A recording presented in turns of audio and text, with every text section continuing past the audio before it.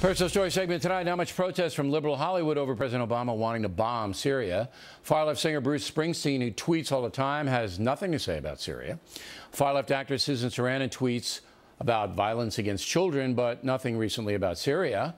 George Clooney recently asked about the Syrian situation. He dodged the question.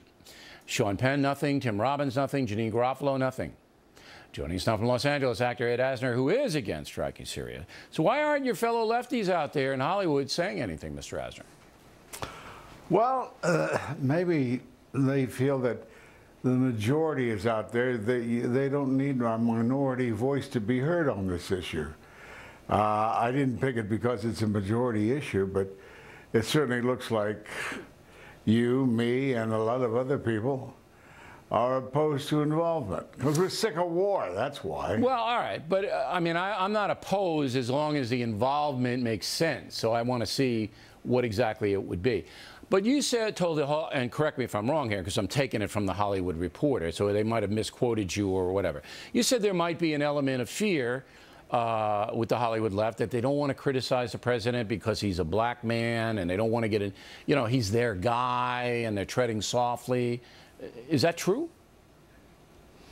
Well, I think that I don't have the gauge to measure it. I certainly think it does appear in many liberals' minds about how far to condemn a particular action by this president. They want to tread softly because they know that there are a sea of Republicans out there who will do it for them. Except on this particular issue, he's being joined by a sea of Republicans. Yeah, and also there are some Democrats. But I want to pursue this point because I think it's an interesting point. Hollywood did a lot to re-elect and to elect Barack Obama in the first place. He's their guy, the progressive president. They admire what he stands for. They admire his philosophy. They admire things like Obamacare, all of that. So now he gets himself in a difficult position where he goes against their orthodoxy. So are you saying that the greater good for the Hollywood left is just to say nothing because they don't want to damage their guy? I think that certainly that does measure into it. To what extent, I can't tell you. All right. Now, you yourself. He first of all, I would, you know, I'll be the first to proclaim that he's not my progressive. But you voted for him. Well, I didn't want to vote for the other guy. Are you disappointed in President Obama? Yeah. On a scale of 1 to 10, 10 being the most disappointed, where are you?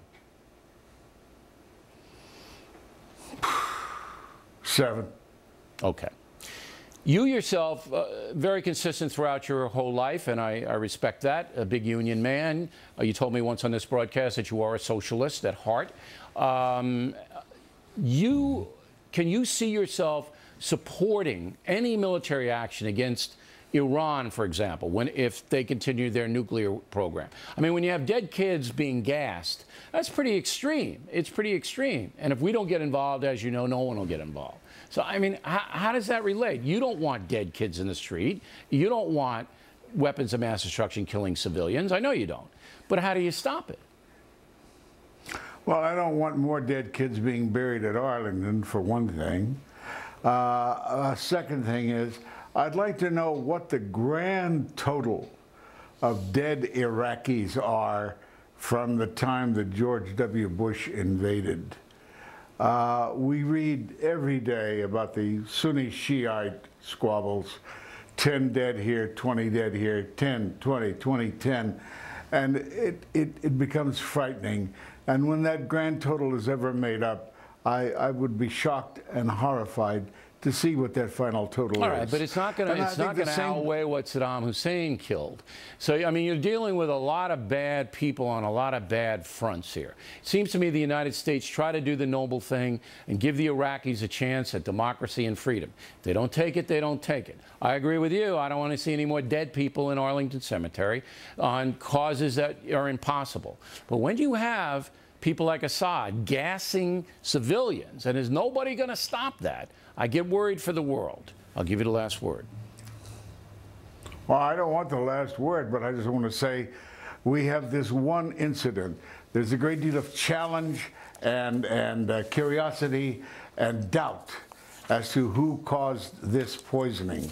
They still have to get the final rendition of what the chemical makeup is.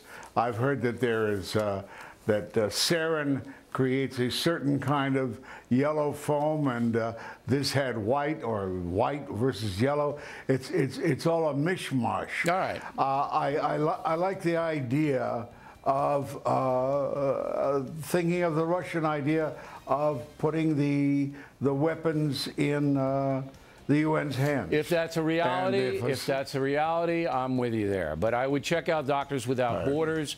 I give money to them. It's a very credible, peaceful group, and I would check out. I do too. I would check out what they say about Assad and the gas, Mr. Asner. It's very interesting. We appreciate you coming on tonight. I got to run. I got to run. I got to run because he's not my Galahad. All right. You're saying President Obama. That's why I got to run, because his speech is coming up. We come right back.